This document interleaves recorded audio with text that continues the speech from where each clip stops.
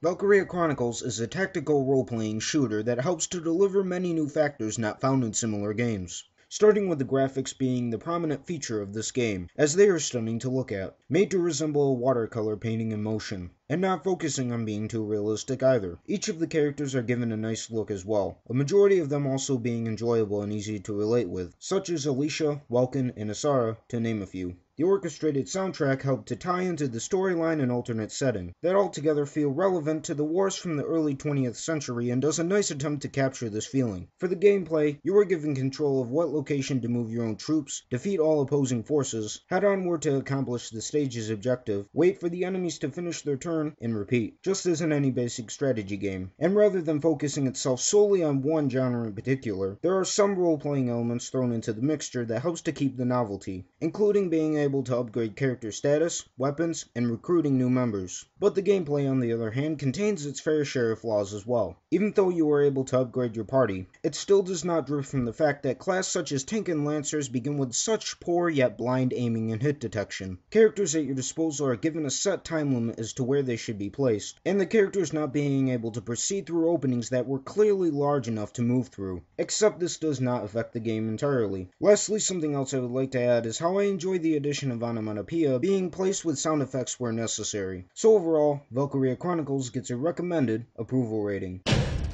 The negatives were made up of the limited time given to move your characters on the battlefield during gameplay, certain cutscenes outdoing the length of stages, and characters not being able to move through portions of the environment. And the positives are the originality of mixing multiple genres in the gameplay itself, the graphics and soundtrack, as well as the storyline and characters. This is one title to be enjoyed by fans of this genre, even appealing to others not familiar with a game such as this.